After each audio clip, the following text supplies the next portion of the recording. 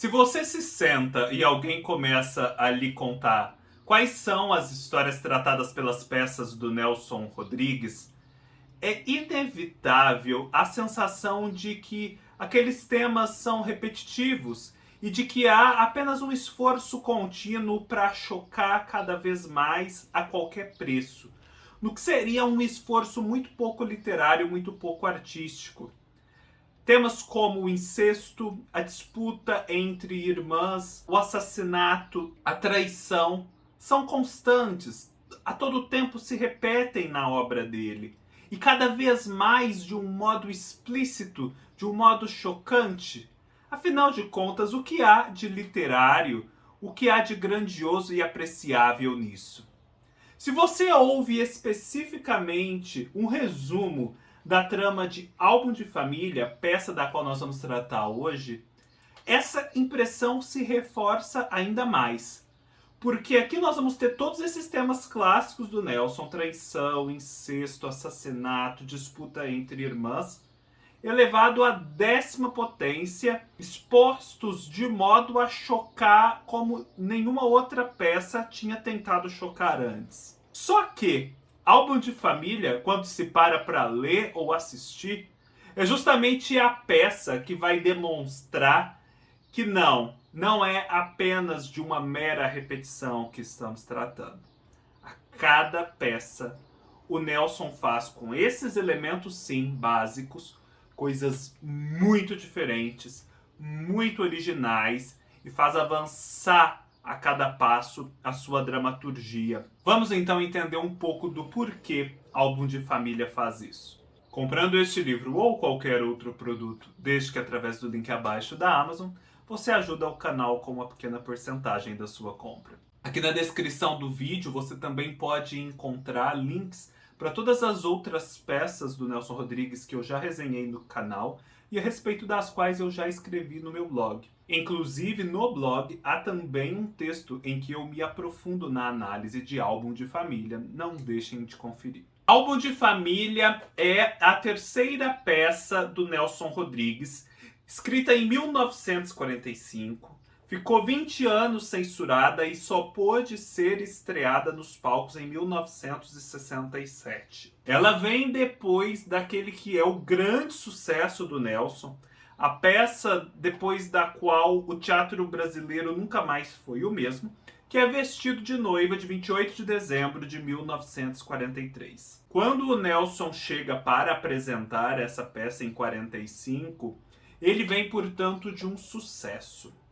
E esse sucesso, em vez de estimulá-lo a se repetir, a repetir uma fórmula, proporcionou a ele a liberdade de descer ainda mais fundo nos abismos de que ele já tratava nas peças anteriores, Vestido de Noiva e A Mulher Sem Pecado. Segundo o Nelson, essa peça inaugura na sua dramaturgia o que ele chama de teatro desagradável.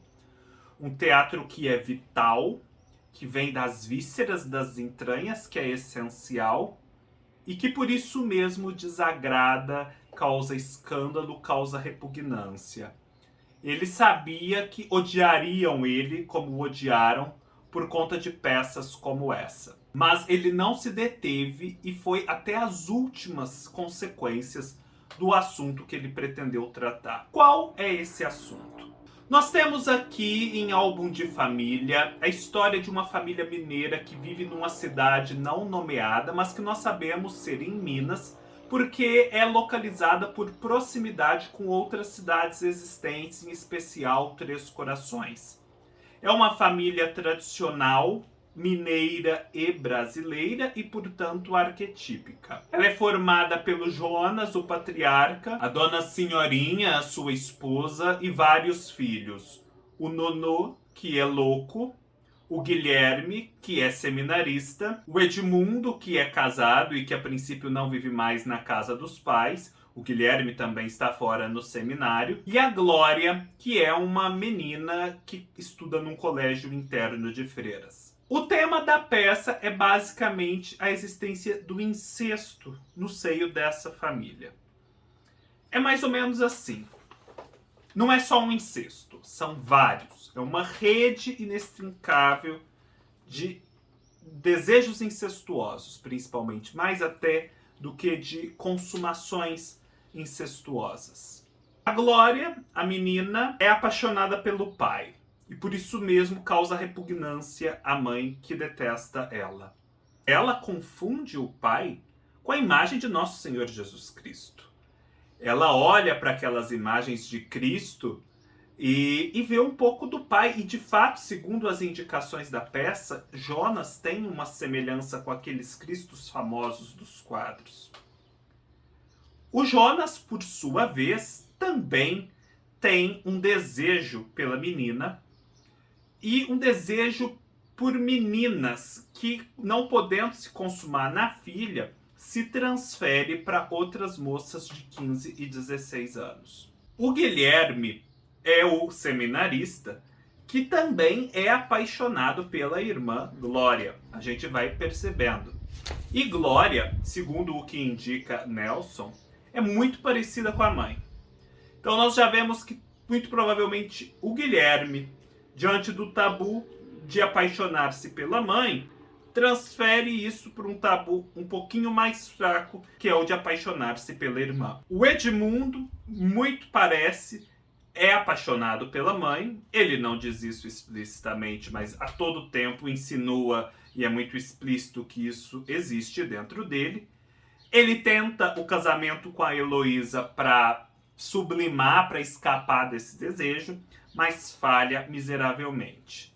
A Dona Senhorinha, que é essa mãe, corresponde um pouco às expectativas desse filho, só que também há uma relação dela com o Nonô, que é o filho louco, que a gente gradativamente vai descobrindo é também pautada por desejos incestuosos. Enfim, é uma família inteira marcada pelo incesto, que é incapaz de gostar de outras pessoas que estão fora daquele núcleo essencial. Ela se fecha em si mesma nessa rede de desejos. E a peça começa com aquele ambiente familiar péssimo. A Dona Senhorinha e o Jonas não convivem bem. Eles estão rompidos há muito tempo, apesar de viverem na mesma casa. A gente não sabe ao certo o porquê, o que aconteceu exatamente para eles se odiarem tanto. O Jonas, ele vive de estuprar meninas de 15 a 16 anos, que a irmã da Dona Senhorinha arruma para ele. E às vezes os pais, os avós dessas meninas, se esforçam para entregá-las ao próprio Jonas, que é um senhor ali poderoso da região, a fim de ganhar com ele algum crédito. E ele faz isso, não se satisfaz com nenhuma delas, engravida, elas abortam, acontecem coisas terríveis.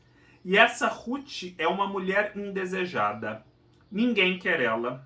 Ela nunca foi desejada por nenhum homem.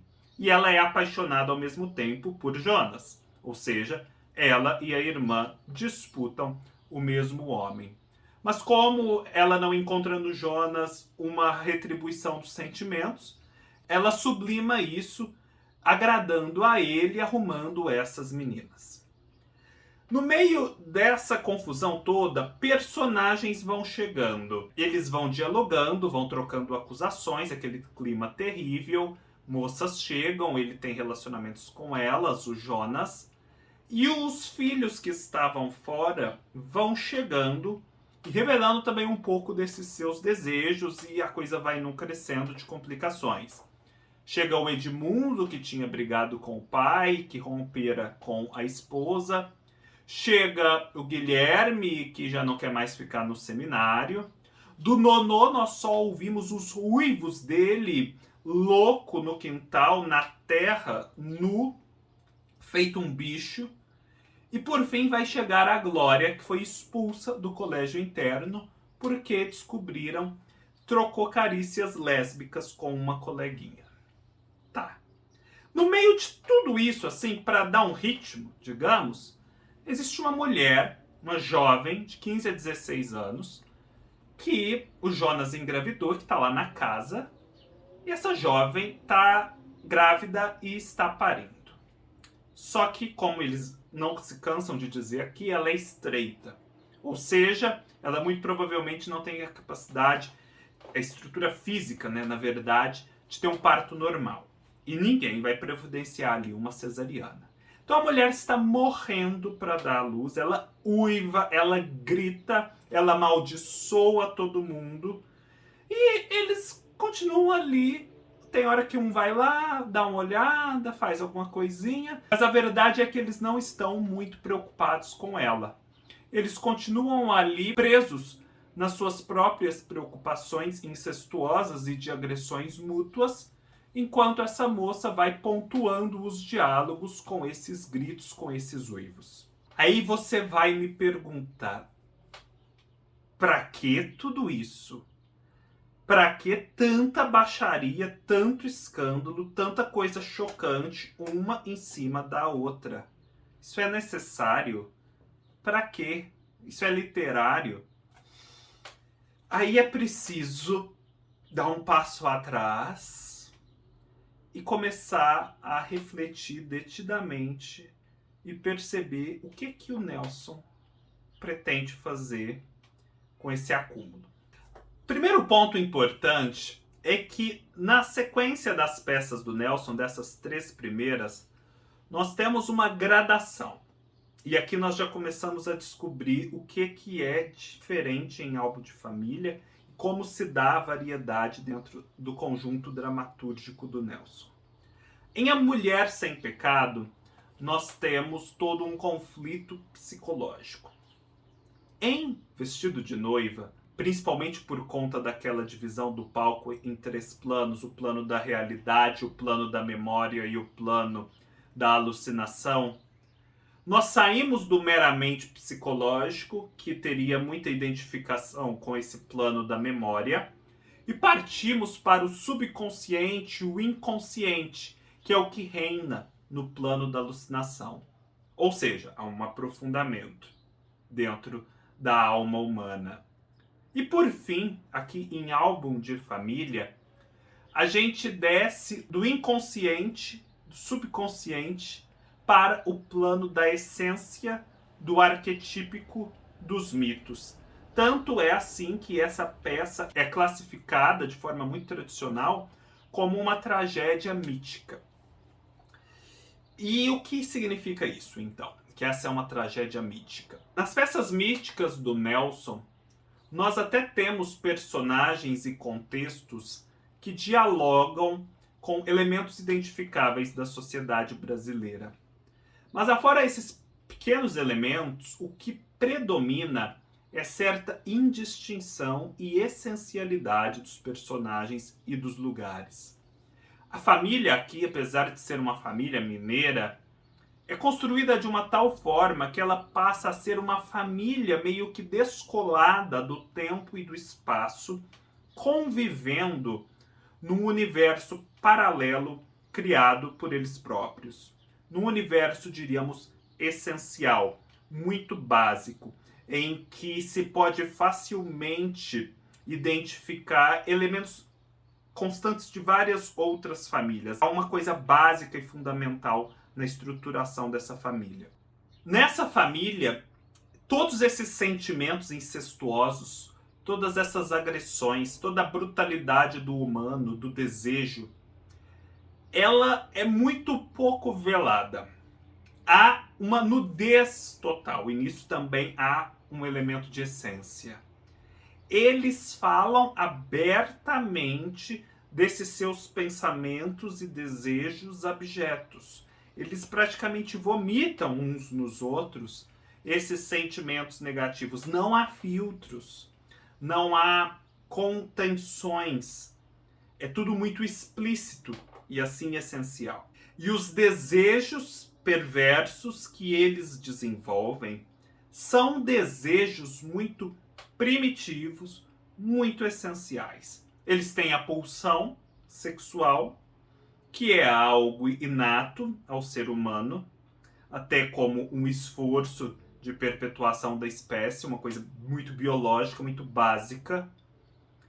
E se a gente pensar na criança que desenvolve isso, as primeiras pessoas com quem ela tem contato são as pessoas da família.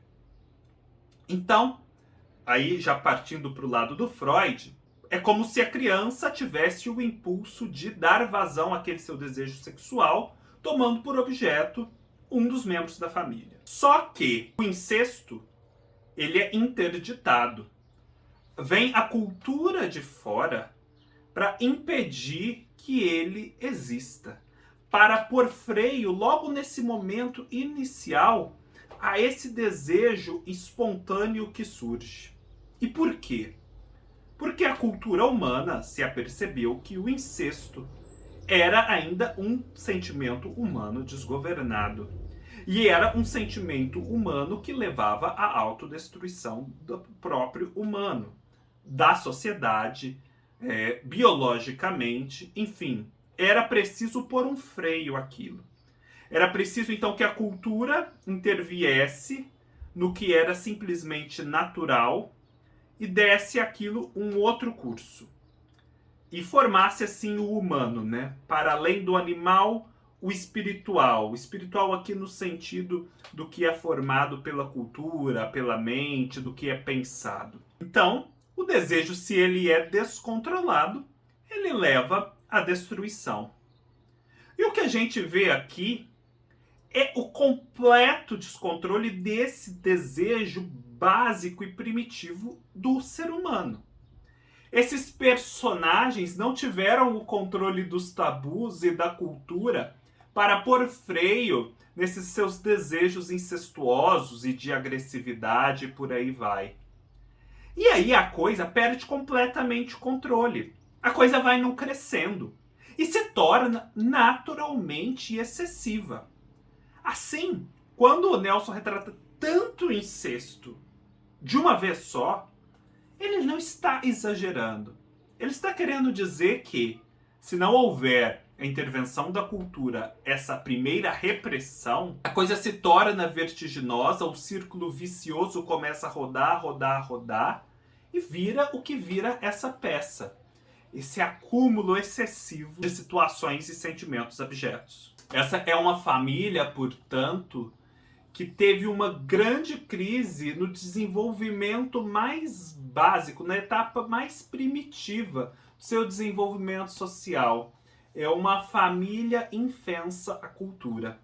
Na visão do Nelson, o desejo por si só, sem essas intervenções da cultura, sem esses tabus e essas interdições mínimas, ele vai levar à autodestruição e nunca vai levar ao amor. O amor só é possível verdadeiramente quando esse desejo é controlado de alguma forma e moldado. Ele, na sua pureza bruta, é autodestrutivo. E o interessante do Nelson expor aqui coisas essenciais, no caso, o desejo humano, o sentimento incestuoso, é que, em se tratando de essências, você pode fazer muitas outras leituras, para além do meramente sexual, do meramente incestuoso. E nesse sentido, há uma abertura da peça para múltiplas leituras. Como que é, basicamente, contada essa história, né? Eu já falei um pouco dos acontecimentos, mas a peça, em termos técnicos, como que ela é? Porque ela é diferente um pouquinho. Ela se chama Álbum de Família. Então, assim, ao longo da peça, há 7 momentos que são meio que suspensões da ação principal. Nesses momentos, nós vemos a família se reunindo para tirar fotografias ao longo de décadas. Então, tem fotografias do casamento, tem fotografias dos filhos quando são pequenos, dos filhos maiores, por aí vai. Nessas cenas, a gente vê a dinâmica de se tirar essas fotografias. As cenas são mudas, ninguém fala, não há diálogos. São fotografias que vão compor um álbum. O álbum e as fotografias são justamente essas instâncias em que a família parece muito controlada, muito convencional, em que todo esse descontrole que eles vivem no cotidiano está mascarado. Então, esses momentos são momentos de mostrar a hipocrisia dessa sociedade que se expõe de um modo, mas que na verdade é de outro. Há também, apesar de toda a verborragia dos personagens, né, de todo esse desnudamento, certos segredos que são guardados, e por isso há mistério e suspense na peça. Por que, afinal de contas, o casal rompeu, né? A gente sabe que eles já não são boas pessoas, mas assim, qual foi o motivo específico que os levou a se odiarem tanto? Por que o Nonô enlouqueceu? E quem gosta de quem, afinal de contas? Também são dúvidas que surgem. Nessas fotografias há muita ironia, como eu já disse, e há também a presença, aí sim falada, de um speaker. Esse speaker é alguém que fala por um microfone e que faz comentários a respeito das fotografias, exaltando tudo que há de convencional, moral, muito elevado, do que é retratado. Como a gente sabe como a coisa é na realidade, isso tudo é muito irônico e mostra a hipocrisia desse speaker, que lembra o coro e que lembra, portanto, o senso comum. O senso comum que faz essa louvação da convencionalidade, mesmo sabendo que no fundo as coisas não são daquele jeito.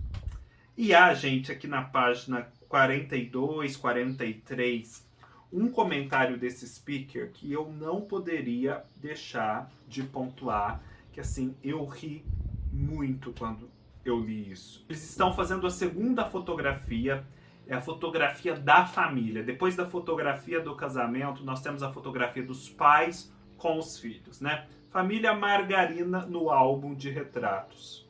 Aí o speaker não vai perder a oportunidade de louvar aquela família tão exemplar.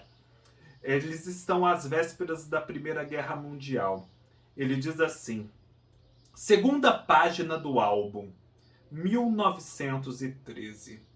Um ano antes do chamado Pandemônio Louco, a guerra. Senhorinha não é mais aquela noiva tímida e nervosa. Porém, uma mãe fecunda. Do seu consórcio com o primo Jonas, nasceram pela ordem de idade Guilherme, Edmundo, Nonô e Glória. E ainda há quem seja contra o casamento. E tem uma rubrica que fala assim: desface a pose. Jonas beija a esposa na testa e em seguida pega a filha no colo. Aí o speaker acrescenta esse último comentário, né, para louvar aquela família convencional e tão exemplar. Uma mãe assim é um oportuno exemplo para as moças modernas que bebem refrigerante na própria garrafinha. Gente, só o Nelson, para no meio dessa coisa toda meio mítica, toda meio tragédia grega, inserir um comentário desse. Um exemplo para as moças que bebem refrigerante na própria garrafinha. Vocês entendem o que ele está querendo dizer aqui? Eu ri muito. Porque esse speaker, ele louva o que é convencional, mas na verdade é que ele é meio tarado. E ele se trai às vezes, e você percebe que ele fica excitado com o que há de sexual naquele casamento e começa a fazer esses comentários, né? Que mãe fecunda, e ainda há quem seja contra o casamento, afinal, são tantos filhos, né? Já aconteceu várias vezes esse intercurso entre Jonas e Dona Senhorinha. Enfim, eu espero ter conseguido fazer pelo menos uma aproximação do que é essa peça e ter conseguido angariar o interesse de vocês em conhecê-la a fundo. Vale muito a pena. Não se deixem deter pelo escândalo. Desçam com o Nelson Rodrigues ao abismo para depois subir com ele ao paraíso mediante a catarse que as peças provocam. É isso, pessoal. Se gostaram, deem um like, deixem seus comentários, se inscrevam no canal, sigam-me nas minhas outras redes sociais, o Scooby, Instagram, todos os links estarão aqui embaixo. Leiam-me no meu blog, como eu já disse, há texto para essa peça. E nos vemos numa próxima oportunidade. Até mais.